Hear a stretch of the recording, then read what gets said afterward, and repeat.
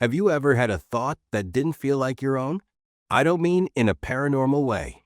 I mean that sudden, intense flash of anger you feel about a headline you just read. That nagging desire for a product you saw for a split second in a video. That deep-seated political belief that you feel in your bones. But if you're honest, you can't quite trace back where it came from. You just know it's true. What if I told you that many of these thoughts, these feelings, these unshakable beliefs were planted there? Not by some shadowy cabal in a smoke-filled room, but by something far more sophisticated, far more pervasive. An invisible architecture of influence that surrounds us every single day, shaping our reality from the outside in. It's a ghost in your own machine. In this video, we are going on a journey together. This isn't a quick fix video. This is a deep dive, a mental excavation. We're going to pull back the curtain and look at the gears of the modern influence machine.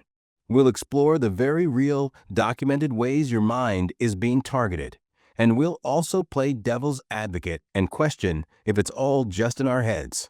But most importantly, I'm going to give you the toolkit, a complete set of weapons and shields to not only defend your mind, but to build a mental fortress so strong that no one can ever lay claim to your thoughts but you. This is not about paranoia, it's about power. The power of a sovereign mind. So grab some water, put your phone on Do Not Disturb. Ironic, I know. And let's begin the most important training of your life. How to protect your mind. Chapter 1. What are negative codes? So, let's start with a foundational idea. I use the term negative codes. What does that even mean? Think of a computer. A code is a set of instructions that tells the machine what to do. Your brain, in a way, operates on a similar principle. It receives inputs, information, experiences, conversations. And these inputs create mental codes or scripts that guide your behavior, your beliefs, and your emotional responses. A positive code might be one you received from a loving grandparent. You are capable and smart. It's a script that helps you succeed. But negative codes are different. They are instructions planted in your mind without your full consent, designed to serve someone else's agenda. We're talking about three main types here. Manipulation, which is designed to emotionally trick you into doing something. Propaganda, which is a systematic, often political, effort to shape your entire worldview. And social conditioning, the subtlest of all, which is the massive, slow-moving pressure from society to think, act, and live in a certain way. These codes whisper to you that you're not enough without this product, that you should fear that group of people, that success looks only one way. They work because they are subtle. You never see the code being written. You only experience the output, the desire, the fear, the belief. And you think it came from you. Chapter 2. Who is writing the code? If there are codes, there must be programmers. So, who are they? Let's be very clear, this isn't about a single entity. It's a system with many players, all with their own motives. First, and most obviously, we have corporate advertising. Their goal is simple: profit. They spend billions of dollars researching your psychological weaknesses to create a sense of lack that only their product can fill. Their motive isn't malice, it's capitalism. You're not a person to them, you're a conversion metric. Then you have mainstream and alternative media. Their primary motive today isn't necessarily truth, it's attention. Your attention is the product they sell to advertisers. And what grabs attention better than anything else? Outrage, fear, and conflict. An article titled "Community Garden Has a Successful Year" gets 0 clicks. An article titled "Culture War Explodes Over Community Garden. Your Children Are at Risk" goes viral. They are financially incentivized to make you anxious and angry. Next, we have the new gods, algorithmic social feeds. Facebook, TikTok, YouTube, Twitter. These are not neutral platforms. They are powered by artificial intelligence whose sole purpose is to keep you on the platform for as long as possible. It learns your triggers. If you show a slight interest in a conspiracy theory, it will feed you 100 more. It doesn't care about your mental health. It cares about your watch time. It builds a personalized reality tunnel around you, an echo chamber where your own biases are reflected back at you, amplified 1,000 times over. And finally, we have political machinery. Political rhetoric is the art of crafting a narrative, of simplifying the world into us versus them. They need your vote, your support, your passion. And they get it by tapping into your deepest tribal instincts and fears. It's about power and control. These aren't disjointed forces. They all feed into each other, creating a constant, deafening noise aimed directly at your subconscious. Chapter 3. Hacking the Brain. So how do they get in? They have keys to backdoors in your mind, vulnerabilities that are part of our human software. One of the biggest is fear. When we're afraid, our critical thinking part of the brain, the prefrontal cortex, goes quiet and our emotional, reactive amygdala takes over. A fearful population is an easily controlled population. Whether it's fear of a disease, a foreign enemy, economic collapse, or social ostracism, fear is the master key. Then there's tribalism. We are hardwired to be part of a group. The us versus them narrative is the most powerful story ever told. Manipulators create or exaggerate an outgroup, an other, to blame for all our problems. This creates a powerful in-group identity, a sense of belonging and righteousness. Once you identify with a tribe, you'll adopt its beliefs without question to maintain your status within it. You'll stop thinking as an individual and start thinking as a Democrat, a Republican, a vaxxer, an anti-vaxxer, a label. They also exploit our cognitive biases. Confirmation bias is a big one. We love information that confirms what we already believe, and we subconsciously ignore anything that challenges it. Algorithms love this. They see you like something, and they just give you more of it, digging you deeper into your own intellectual trench. And let's not forget emotional reasoning. This is the fallacy of I feel it, therefore it must be true. When a story makes you feel angry or righteous, that powerful emotion feels like proof of its validity. Manipulators don't target your logic, they target your heartstrings. They bypass the rational guard at the gate and go straight for the emotional control room. Chapter 4. Radical Self-Awareness. Okay, so we understand the threat. Now we build the defense. You cannot protect a country you haven't mapped. The first step is to map your own mind. This is radical self-awareness. You need to sit down with a pen and paper, not a screen, and get brutally honest with yourself. Ask the hard questions. What are my core, non-negotiable values? What do I truly believe, and why? Where did that belief come from? My parents? My friends? A documentary I saw once? What are my emotional triggers? What specific topics or words immediately make me angry, sad, or afraid? Write them down. Seeing them on paper strips them of their power. What are my hidden biases? Do I secretly look down on people with less education? Do I automatically distrust people in authority? Be honest. No one is watching. This process is about identifying the pre-existing hooks in your mind that manipulators are looking for. Until you know where you are vulnerable, you will always be easy prey. This isn't a one-time thing. This is a weekly or even daily check-in. Who am I today? Chapter 5. Your critical thinking engine. If self-awareness is the map, critical thinking is your army. Most of us are passive consumers of information. We let it wash over us. It's time to become an active analyst. This means engaging with everything you read or watch. First, always question the source. Who is telling me this? What is their motive? Are they trying to inform me, persuade me, or sell me something? Who funds them? What is their history? A 5-minute search is all it takes. Second, learn to deconstruct arguments. What is the central claim being made? What evidence is provided? Is it anecdotal? Is it statistical? Is the expert they're quoting actually an expert in this specific field? Learn to spot logical fallacies. This is a superpower. When a politician attacks their opponent's character instead of their policy, that's an ad hominem attack. When a news report presents only two extreme options to a complex problem, that's a false dichotomy. Once you learn to name these tricks, you'll see them everywhere. It's like putting on the glasses in the movie they live. Suddenly, the hidden messages are visible. Finally, and this is the hardest part, actively seek out disconfirming evidence. Make it a rule. If you read an article that confirms your beliefs, you must find and read one article that intelligently argues the opposite point of view.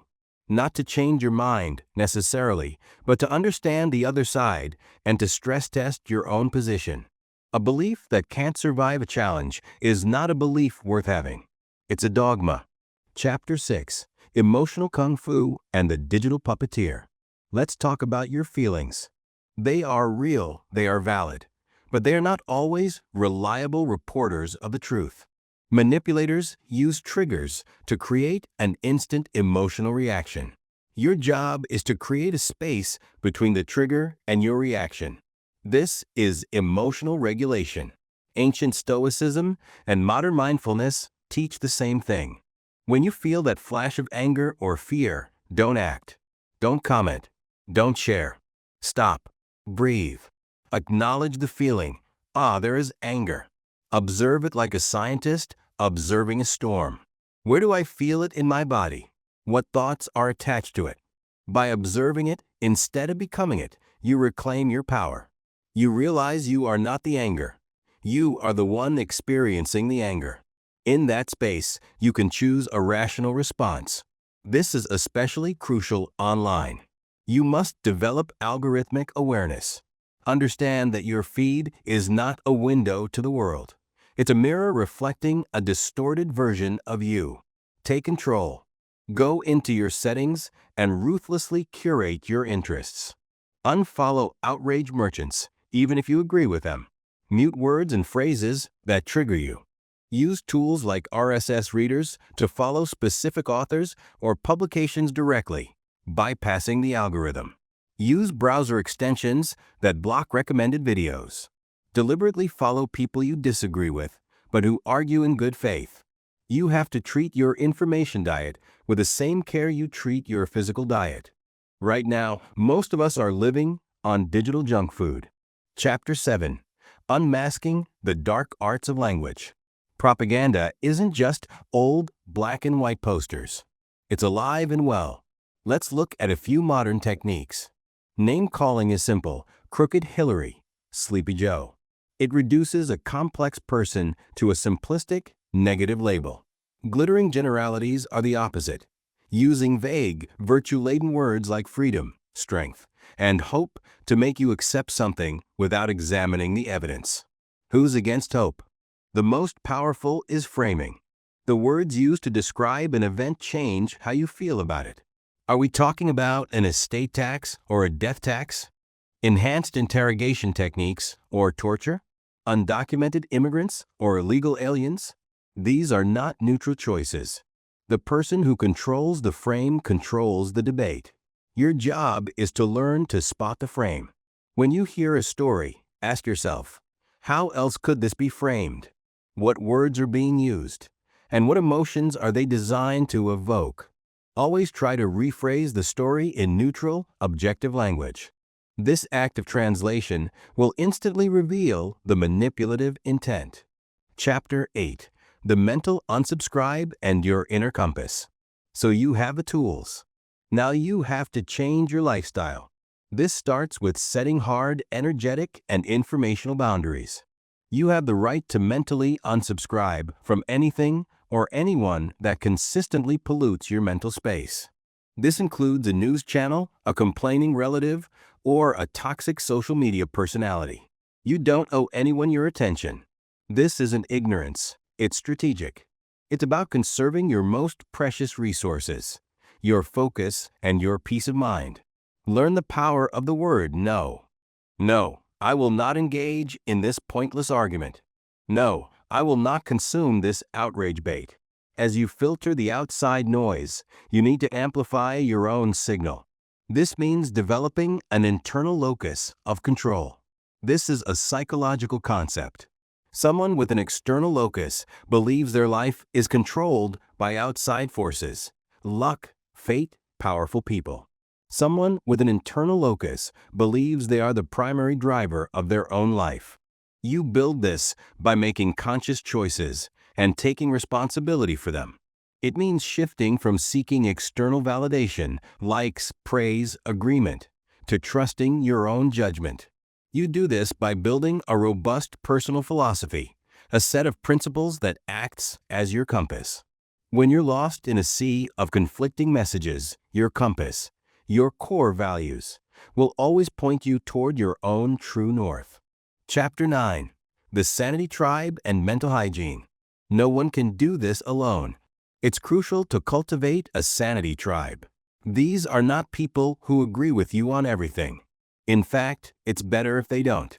This is a community of sovereign thinkers, friends, family, or online groups, who are committed to critical thought and good faith debate. They are people who will challenge your assumptions respectfully, who will call you out when you're falling for a fallacy, and who will support your journey toward mental autonomy. This tribe reinforces a culture of questioning, not a culture of conformity. It's your intellectual sparring partner and your support group rolled into one. And just like you brush your teeth every day, you need to practice daily mental hygiene. Create a routine. Maybe you start your day with 10 minutes of meditation or journaling to check in with your inner state before you check your phone. You commit to reading a chapter from a physical book every day to practice deep focus. You schedule regular information fasts, a full day, or even a weekend with no news and no social media, allowing your mind to detox and reset. These small, consistent habits are what build a resilient mind over time. It's the daily training that prepares you for the big battles. Chapter 10. From Defense to Offense and the Lifelong Practice. Ultimately, this journey isn't just about building walls. A fortress is a prison if you never leave it. The final stage is moving from defense to offense. This means you stop just deflecting negative codes and start proactively creating and living by your own positive ones. You begin to shape your own narrative. You define what success means to you, what a good life looks like to you, what values are important to you. You live this narrative so authentically that it inspires others. You become a source of positive, empowering codes for your family and your community, not by preaching, but by living. And this brings us to the final, most important truth. Mental sovereignty is a lifelong practice. There is no graduation day. There is no final victory. The world will constantly generate new forms of manipulation. New technologies will emerge with new psychological backdoors. Your work is never done. The goal isn't to reach a permanent state of being unmanipulatable. The goal is to fall in love with the process of questioning, of learning, of adapting, and of constantly, vigilantly, and joyfully choosing to be the master of your own mind. It's a continuous, beautiful practice of freedom. The devil's advocate. Is this all just a grandiose fantasy? Okay, in this video, I've laid out a case for a kind of hidden war for your mind. It's a compelling narrative. It feels true. But for this to be a truly honest exploration, we have to turn our critical thinking engine on the very idea itself. Let's invite the skeptic into the room. Is this model of external manipulation real, or is it an overblown, slightly paranoid fantasy that makes us feel important? First, there's the theory of individual resilience and agency. The manipulation model can be quite condescending. It assumes people are empty vessels, just waiting to be filled with propaganda. But that's not true, is it? We have education, life experiences, strong family bonds, and pre-existing values. Media studies have long debated this, and the hypodermic needle model, the idea that media injects ideas directly into a passive audience, has largely been replaced by limited effects theories. These theories argue that media's influence is often weak and indirect, mediated by our social circles and personal psychology. Maybe that ad didn't make you buy the shoes. Maybe you just like the shoes. Second, let's apply Hanlon's razor. Never attribute to malice that which is adequately explained by stupidity or by complex systems. Is the news media trying to manipulate you with fear? Or are they just a bunch of underpaid, overworked journalists chasing clicks to keep their jobs in a dying industry? Is the algorithm on TikTok a sinister puppeteer?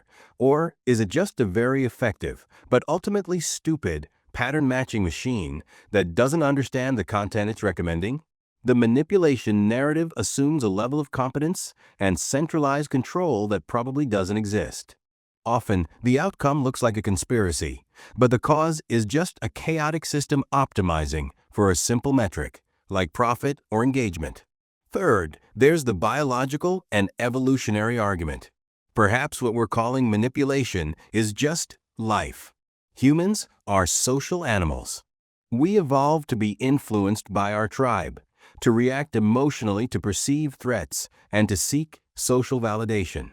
These aren't bugs. They're features of our evolutionary design that helped us survive. Calling this manipulation might just be putting a sinister label on normal human social dynamics. We are creatures of input and output. We are influenced. That's how we learn, how we form cultures. Perhaps trying to become a sovereign mind is an unnatural and isolating goal, a fight against our very nature. Maybe we're just overthinking it, and this entire lecture is a solution in search of a problem. So what do we do with this? Does this counter-argument invalidate everything we've talked about? I don't think so. But it does complicate the picture, and that's a good thing. The truth is likely somewhere in the middle. We are not helpless puppets, but we are also not perfectly rational, immune beings. The forces of influence are real and powerful, but our own agency is real and powerful, too. The point of this video isn't to make you paranoid. It's to make you aware of the game, so you can choose how you want to play it. The master of your own house. We've covered a universe of ideas today. We've looked at the invisible codes that try to write our story, the players who write them, and the psychological tricks they use. We've built a toolkit of defense: self-awareness, critical thinking, emotional regulation, and digital literacy. We've discussed how to turn this defense into a proactive, sovereign way of life. And we've even challenged the entire premise. So where does that leave us? It leaves you at a crossroads. You can leave this video and forget everything, falling back into the comfortable, passive flow of information. No one would blame you. It's easier. Or you can start the work. You can pick one thing, just one, from today's discussion and apply it. Maybe you'll start journaling. Maybe you'll intentionally read an opposing viewpoint tomorrow. Maybe you'll just take a deep breath the next time you feel that online rage bubbling up. Protecting your mind is not about shutting yourself off from the world. It's about being able to walk through the world, with all its noise and chaos, and know with unshakable certainty that you are the one in charge of your own inner house. Your thoughts, your beliefs, your values, they are the most sacred property you will ever own. The world will try to claim them every single day. The question is, will you let it? The work is hard. The practice is lifelong. But the prize is the greatest freedom a human being can ever know: the freedom to think for yourself. The soul becomes dyed with the color of its thoughts. Marcus Aurelius.